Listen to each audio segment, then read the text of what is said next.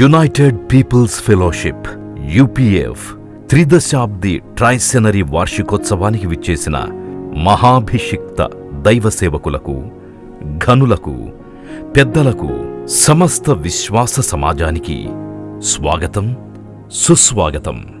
United peoples fellowship భువిపై దేవుడు జరిగించే పరిశుద్ధ కార్యక్రమాల వేదిక. 7 సంవత్సరాలు కన్నీటి ప్రార్థన చెయ్యగా దేవుడు అనుగ్రహించిన సేవల ప్రజా వేదిక యునైటెడ్ పీపుల్స్ ఫెలోషిప్. దేవుని పరిశుద్ధతను, రక్షణా సువార్తను వ్యక్తి వ్యక్తికి పంచే దేవుని స్వరవేదిక ఈ యునైటెడ్ పీపుల్స్ ఫెలోషిప్. రండి, దీని ప్రారంభపు బుడిబుడి అడుగుల సవ్వడి నుండి నేడు మహోజ్వలంగా వెలుగుతూ దేవుని కార్యాలను వాడవాడలా, దేశదేశాలా జరిగిస్తోన్న యునైటెడ్ పీపుల్స్ ప్రస్థానాన్ని తెలుసుకుందాం.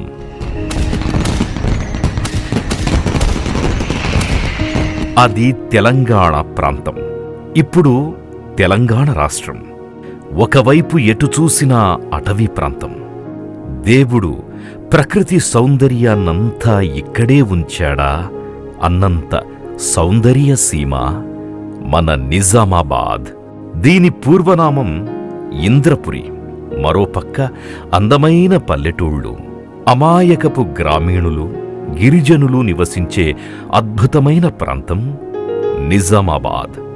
అటువంటి ప్రాంతంలోనికి దేవుని దేశంగా పిలువబడిన కేరళ రాష్ట్రం నుంచి దేవుని పిలుపుకు స్పందించి లోబడి ఓ యువజంట 1943 మార్చి నెలలో దేవుని సువార్త ప్రకటించడానికి విచ్చేశారు.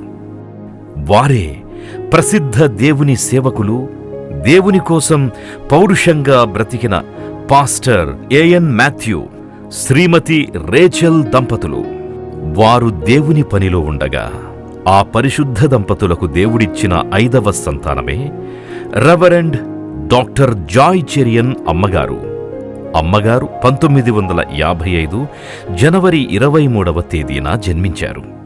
పురుషులే పైచేయిగా ఉన్న దేవుని సేవా సామ్రాజ్యంలో పురుషుల కంటే ఏమాత్రం తీసిపోకుండా, ఆ మాటకొస్తే వారికంటే కొన్ని వందల వేల రెట్లు అధికంగా దేవుని పని జరిగిస్తోన్న మహాఘన reverend doctor Joy Cherian pastor గారు.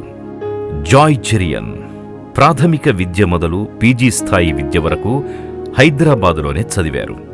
ఆంగ్ల సాహిత్యంలోనూ, పబ్లిక్ అడ్మినిస్ట్రేషన్లోనూ ఇలా 2 ప్రధాన సబ్జెక్టుల్లో పోస్ట్ గ్రాడ్యుయేషన్ పూర్తి చేసిన మహా చదువరి జాయ్ చెరియన్ అమ్మగారు. బాల్యం నుండి దేవుని యందు భయభక్తులుండడమే కాదు, చదువులో మహా చురుకు. ఎప్పుడూ ఫస్ట్ క్లాస్ మార్కులే వచ్చేవి. చదువైన వెంటనే స్టేట్ బ్యాంక్ ఆఫ్ ఇండియాలో ఉద్యోగంలో చేరి 2001లో దేవుని పిలుపు మేరకు సంపూర్ణ సేవకు సమర్పించుకుని ఉద్యోగానికి రాజీనామా చేశారు. 1980 మే 29వ తేదీన జాయ్ చెరియన్కి ఇండియన్ ఎయిర్లైన్స్లో ఉద్యోగం చేస్తోన్న అందమైన యువకుడు చెరియన్ వర్గీస్ గారితో వివాహమైనది. వారి అన్యోన్య దాంపత్యానికి ఇప్పటికీ 42 సంవత్సరాలు నిండి 2022 మే 29న 42వ వివాహ వార్షికోత్సవం జరిపించుకోవడం ఎంతో సంతోషకరమైన వార్త. జాయ్ చెరియన్ వర్గీస్ దంపతులను దేవుడు ప్రేమించి 4 సంతానాన్ని అనుగ్రహించాడు.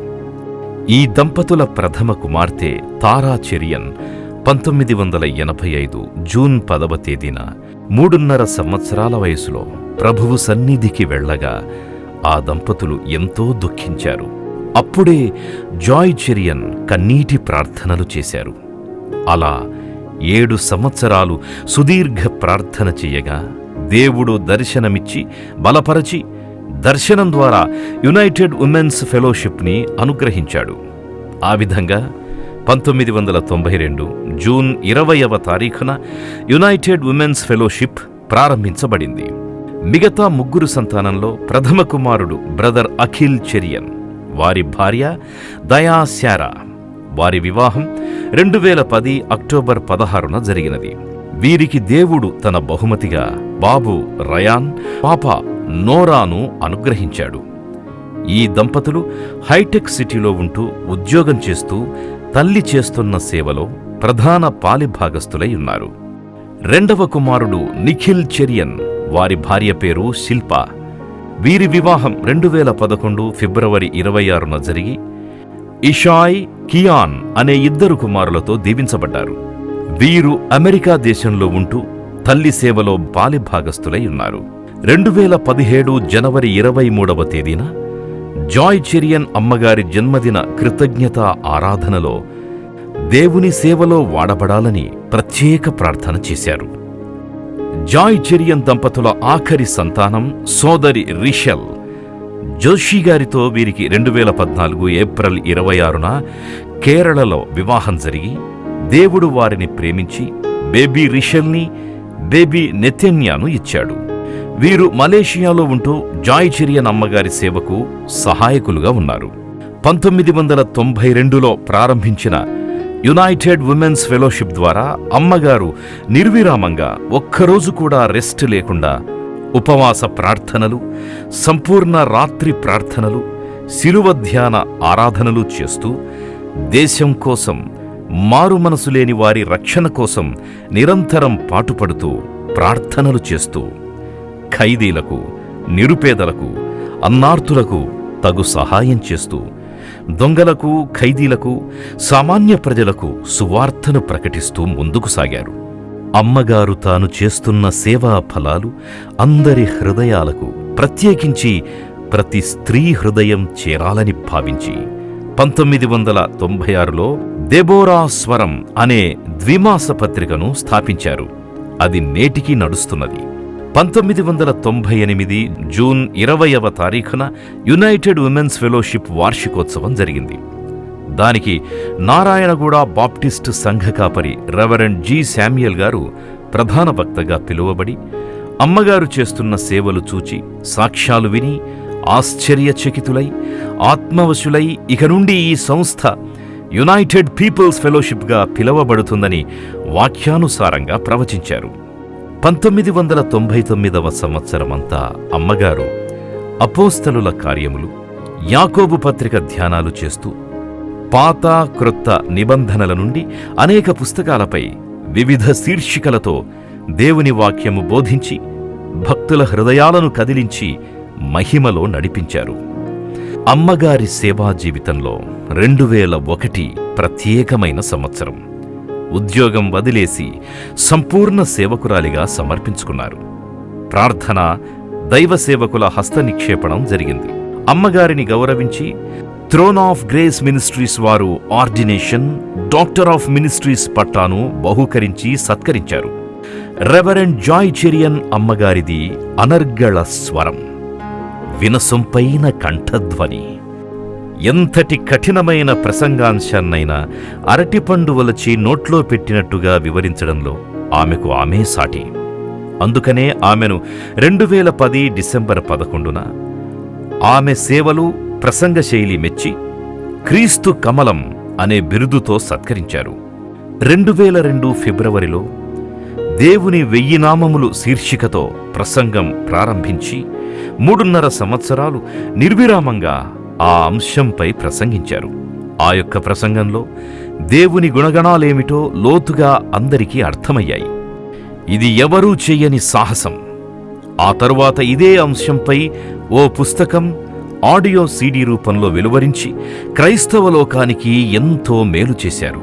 2003లో దేవుని 1000 వాగ్దానములు శీర్షికన మరో ప్రసంగాన్ని ప్రారంభించి 4.5 సంవత్సరాలు నిర్విరామంగా బోధించి దానిని కూడా బుక్ రూపంలోనూ సీడీ రూపంలోనూ క్రైస్తవ లోకానికి అందించారు ఘనాపాటి అమ్మగారు. 2006వ సంవత్సరం ఫిబ్రవరి 28 నారాయణగూడ బాప్టిస్ట్ చర్చిలో ట్విన్ సిటీస్ కాన్ఫరెన్స్ జరిగింది. అది దేవుని సేవకుల కాన్ఫరెన్స్.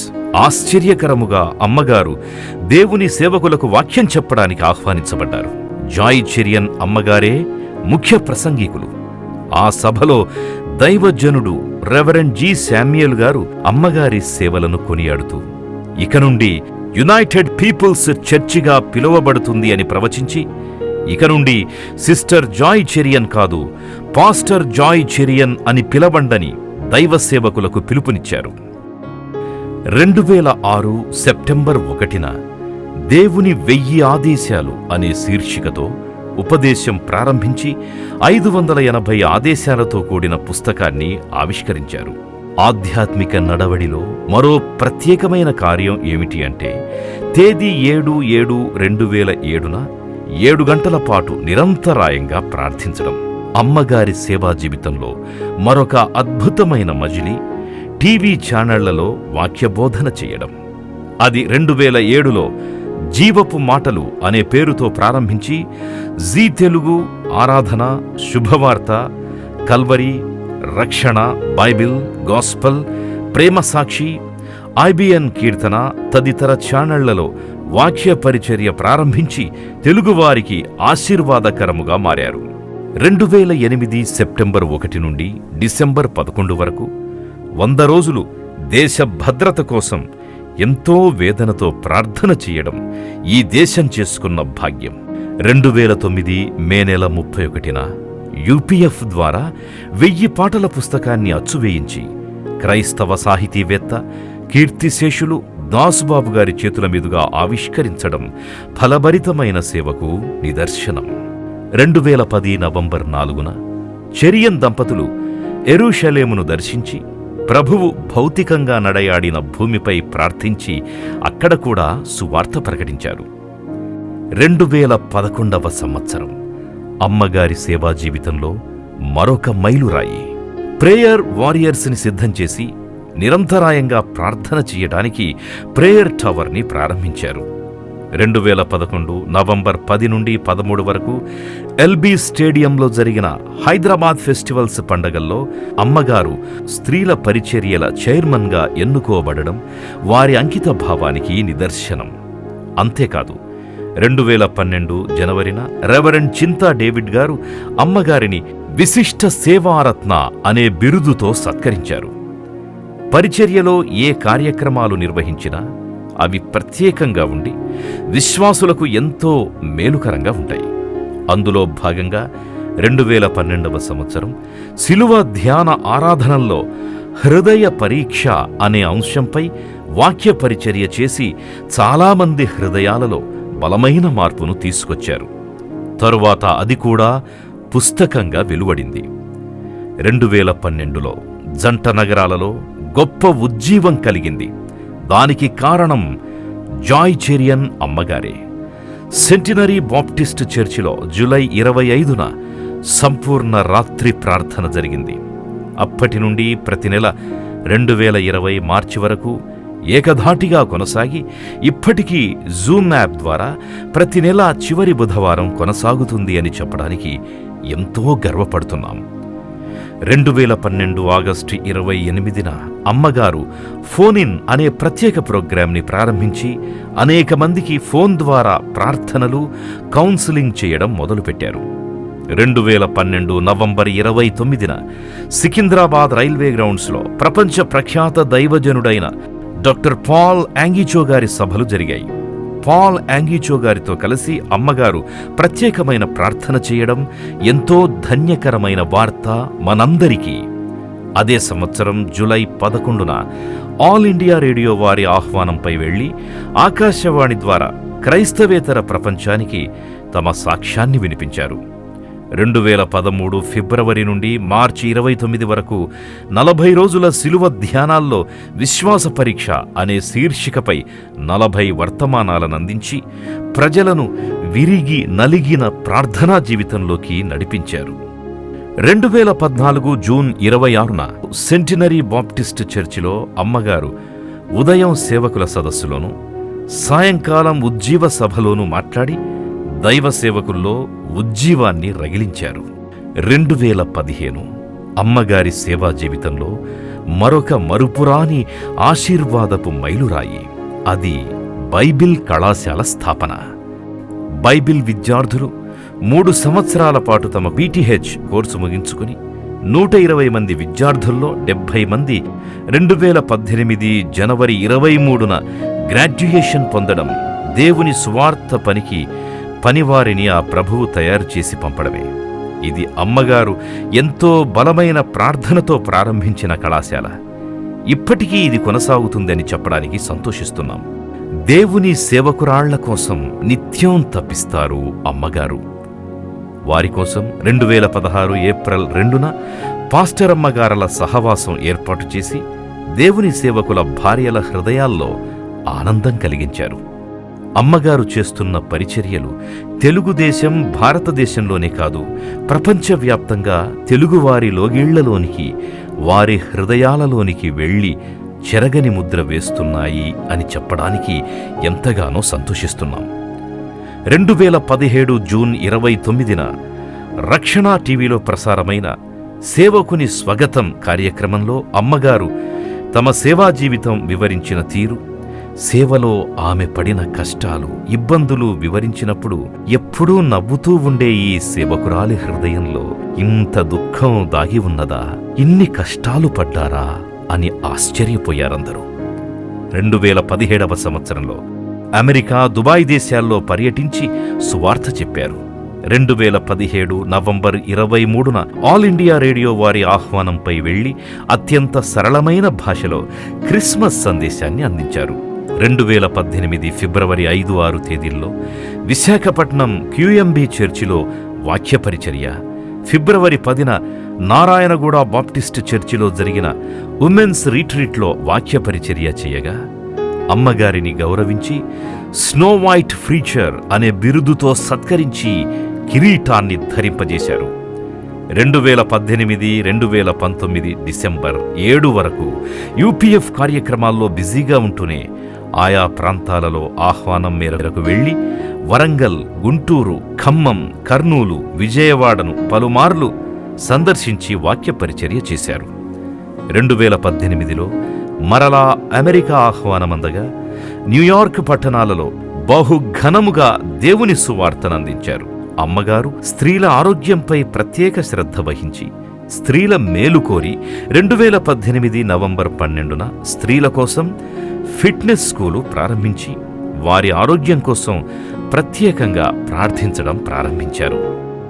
2018 డిసెంబర్ 21న LB స్టేడియంలో తెలంగాణ రాష్ట్ర క్రిస్మస్ వేడుక జరిగింది. ఆ కార్యక్రమంలో ముఖ్యమంత్రి శ్రీ కల్వకుంట్ల చంద్రశేఖరరావు గారికి అమ్మగారు పరిశుద్ధ గ్రంథాన్ని బహూకరించారు. సువార్తను అందరికీ అందించాలన్నదే అమ్మగారి ప్రధాన ఉద్దేశ్యం. 2019లో అమ్మగారి సువార్త పరిచర్య బయటి ప్రదేశాల్లో నఖముఖాలుగా సాగింది.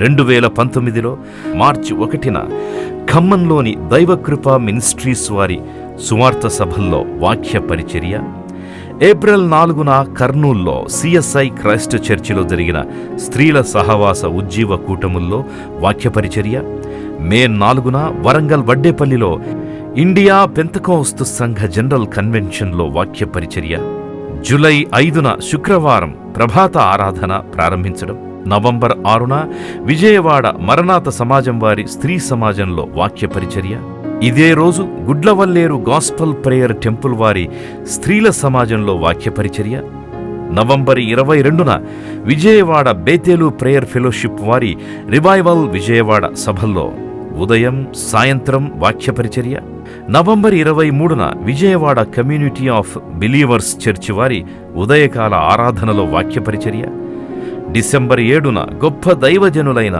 జాక్ పూనన్ గారిని హైదరాబాదులో కలుసుకుని సేవానుభవాలు పంచుకోవడమే కాకుండా డిసెంబర్ 9న పబ్లిక్ గార్డెన్స్ లలిత కళా తోరణంలో జరిగిన గ్లోబల్ ఉమెన్ క్రిస్మస్ సెలబ్రేషన్లో వాక్య పరిచర్య. ఇలా 2019వ సంవత్సరమంతా అమ్మగారు అనేక చోట్ల తిరిగి అప్రతిహతంగా సేవలో ముందుకు సాగారు. 2020 ప్రపంచమంతా గడగడా వణికింది కరోనా ప్రభావంతో. ఎటు చూసినా మరణం తాండవమాడిన వేళ అమ్మగారు ఒక్క నిమిషం కూడా వృధా చేయలేదు. ప్రభువు పాదాలపై పడి కన్నీటి ధారతో ప్రార్థన చేయడం మొదలుపెట్టారు. గుండె చెదరి బలహీనులై హాస్పిటల్ పాలైన వారిని జూమ్ ఆన్లైన్ ద్వారా ప్రతిరోజు పలకరిస్తూ ధైర్యవచనాలు చెబుతూ ప్రార్థిస్తూ వారిని ఓదార్చినారు. ఆరాధనలు కూడా జూమ్ ద్వారా జరిగించారు. అమెరికా దేశపు సంఘాలతో కూడా ఆన్లైన్లోనే వాక్య సందేశాన్ని అందించారు. 2021 డిసెంబర్ 21న తెలంగాణ రాష్ట్ర క్రిస్మస్ వేడుకల్లో పాల్గొని సీఎం గారికి శుభాకాంక్షలు పలికి వారి కొరకు ప్రత్యేకంగా ప్రార్థన చేయగా సీఎం గారు అమ్మగారికి ప్రత్యేక కృతజ్ఞతలు తెలిపారు. 2022 మార్చి 10 ఆరాధనా టీవీ వారు నిర్వహించిన ఈ జీవితం ప్రభువుకే అంకితం కార్యక్రమంలో పాల్గొని తన సాక్ష్యంతో పాటు ప్రభువు కోసం తన ప్రయాసను ఎంతో హృదయంగా వివరించారు. యూపీఎఫ్ ద్వారా జరిగే సువార్త సాంఘిక సేవా కార్యక్రమాలను గమనిస్తే స్త్రీల ఆధ్యాత్మిక అభివృద్ధి కోసం ప్రారంభించిన ఈ పరిచర్య ఈ 30 ఏండ్ల కాలములో స్త్రీలే కాదు, పిల్లలు, యువతీ యువకులు, స్త్రీలు, పురుషులు ఇలా ఒకరేమిటి అందరికీ అమోఘమైన సేవలందిస్తూ ఈనాడు యునైటెడ్ పీపుల్స్ చర్చిగా రూపాంతరం చెందింది. ప్రతి ఆదివారం 2 సండే స్కూల్ ఆరాధనలు, పెద్దల కోసం 2 ఆరాధనలు రామ్నగర్ ఆలయంలో జరిగేవి.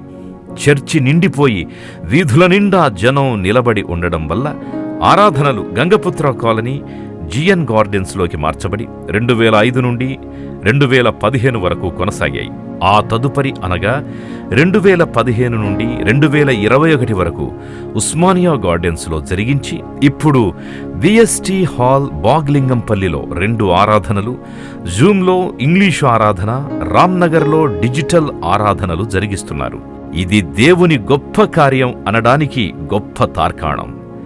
అమ్మగారు నిర్వహించే ఆరాధనలు వివిధ టీవీ ఛానళ్లలో లైవ్గా ప్రసారం కావడమే కాకుండా సోషల్ మీడియా లైవ్ ఆరాధనల్లో వేలాది మంది పాల్గొని సందేశాలు విని ఆశీర్వాదం పొందుతున్నారు. సేవలు ప్రధానంగా రిట్రీట్స్, అవి ఉమెన్, చిల్డ్రన్, యూత్ రిట్రీట్స్తో పాటు couple retreats, men retreat, pastors family retreats, నర్సుల రిట్రీట్, అత్తల కూడిక వంటి వినూత్న కార్యక్రమాలకు శ్రీకారం చుట్టారు.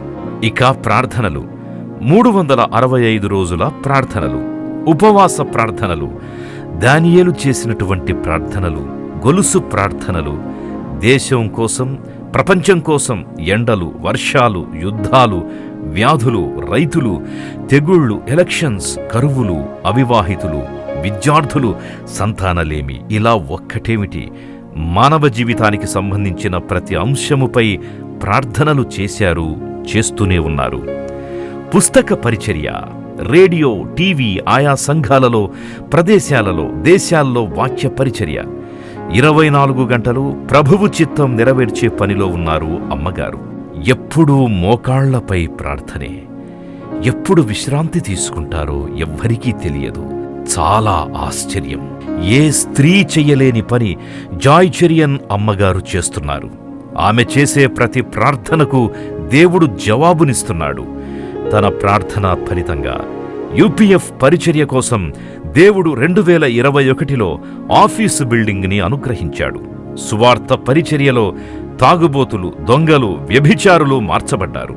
జాయ్ చెరియన్ అమ్మగారి హృదయం కరుణార్థ హృదయం. అందరిపై ప్రేమ, జాలి చూపిస్తూ బలహీన స్త్రీలకు, రోగులు, అనాథలు, నిరాశ్రయులు, వికలాంగులు, వితంతువులు, బాలింతలు, గర్భిణీ స్త్రీలు, ఖైదీలు ఇలా ఎవరైతే కష్టాలలో ఉన్నారో వారిని వ్యక్తిగతంగా ఆదుకొని ఆర్థికంగా చేయూతనిచ్చి ముందుకు సాగుతున్నారు. వరద బాధితులను, ప్రకృతి వైపరీత్యాలలో నిరాశ్రయులైన వారిని ఆదరించి ఆర్థికంగా చేయూతనిచ్చారు. మిషనరీ పరిచర్యకు చేయూత, గ్రామాల్లో మందిర నిర్మాణాలు, వృద్ధులను, అనాథలను, పేద దేవుని సేవకులను తన శక్తికి మించి ఆదుకోవడం ఇలా ఒక్కటేమిటి జాయ్ చెరియన్ అమ్మగారి చెయ్యి ఎముకలేని చెయ్యి. కుడి చేతితో చేసిన సహాయాన్ని ఎడమ చేతికి కూడా తెలియనివ్వని గుప్త దానదాత మన అమ్మగారు. గ్రామాల్లో పనిచేస్తోన్న పేద దేవుని సేవకులకు ధనధాన్యాలు, వస్తు సామాగ్రి, సైకిళ్లు, మోటారు సైకిళ్లు, 4 చక్రాల వాహనాలు, ప్రొజెక్టర్లు, దేవుని సేవకు ఉపయోగపడే వస్తువులు అందజేశారు. ఈ 30 ఏండ్ల కాలంలో లెక్కకు మించి దాన ధర్మాలు, ఎన్నెన్నో కుటుంబాలకు చేయూత, అమ్మగారు జరిగిస్తున్న 40 రకాల పరిచర్యలు జగద్విదితమే. ఆరాధనలు, ప్రార్థనలు, జూమ్ కూటాలు, ప్రసంగ శీర్షికలు, ప్రత్యేక కూటాలు, ప్రత్యేక ఆరాధనలు, ప్రార్థనా పరిచర్య. అందులో 6 రకాల ప్రార్థనా పరిచర్యలు: మీడియా పరిచర్య, రేడియో, ముద్రణ, పరస్పర పరిచర్యలు, స్త్రీల పరిచర్యలో 8 రకాలు, విద్య మరియు శిక్షణ, ధార్మిక సేవలు, జైలు పరిచర్య, వివాహ కౌన్సిలింగ్, సాంఘిక పేదల పోషణ, పునరావాసం, ఉన్నతి, సంరక్షణ, రిట్రీట్స్. ఇవన్నీ 40 రకాల పరిచర్యలు. అమోఘం, అద్భుతం. ఏ నరమానవుడు చెయ్యలేడు దేవుని సహాయం లేకుండా. అమ్మగారు దేవుని మహాకృపలో, ఆయన శక్తిలో జరిగించడం మనందరికీ గర్వకారణం. యూపీఎఫ్ పరిచర్యలే అమ్మగారి దినచర్యలు. ప్రతిరోజు ఉదయం 3 గంటల నుండి 7 గంటల వరకు ఉదయకాల ప్రార్థనలు, ఉదయం 10 గంటల నుండి 10:30 వరకు స్టాఫ్ ప్రేయర్, ఉదయం 11 గంటల నుండి 2 గంటల వరకు ప్రార్థనా వీరుల ప్రార్థనలు, మధ్యాహ్నం 2 గంటల నుండి 3 గంటల వరకు యవ్వనస్తుల కొరకు ప్రార్థనలు, సాయంత్రం 6 గంటల నుండి రాత్రి 9 గంటల వరకు జూమ్ ద్వారా వివిధ రకాల ప్రార్థనలు. ప్రతిరోజు ఉదయం 5 గంటల నుండి రాత్రి 9 గంటల వరకు ఎవరైనా వ్యక్తిగతంగా వచ్చి ప్రార్థించుకోవడానికి ఆలయం తెరిచి ఉంటుంది. ప్రతి శుక్రవారం 30 గంటల ఉపవాస ప్రార్థనలో విశ్వాసులు తీవ్రత కలిగి పాల్గొంటున్నారు. ప్రతి నెల ఆఖరి బుధవారం సాయంత్రం 6 గంటల నుండి రాత్రి 12 గంటల వరకు జూమ్లో ప్రార్థనలు జరుగుతాయి. శిలువ ధ్యాన ఆరాధనలు ప్రతి సంవత్సరం లెంట్ డేస్లో 40, 50, 100 రోజులు ఒక యజ్ఞము వలె శిలువను ధ్యానించి ఆత్మీయ ఉజ్జీవం పొందుట జరుగుతున్నది. ఈ ఆరాధనల్లో అమ్మగారు ప్రతి సంవత్సరం ఒక శీర్షికను తీసుకుని 40, 50 వర్తమానాలు ఏకధాటిగా అందిస్తారు. ప్రతి సంవత్సరం జరిగే యూపీఎఫ్ మేజర్ ఈవెంట్స్ ఈ విధంగా ఉన్నాయి.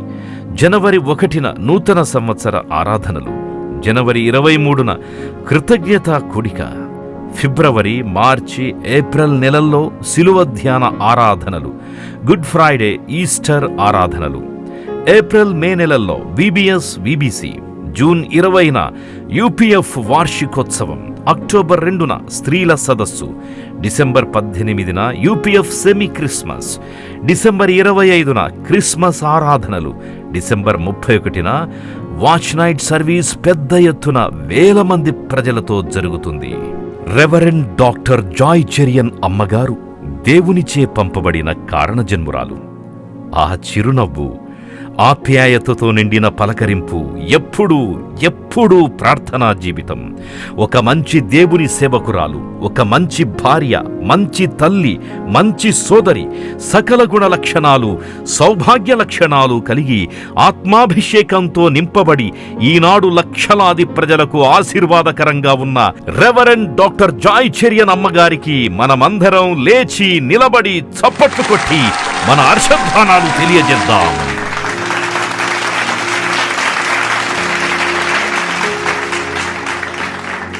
God bless you, అమ్మగారు.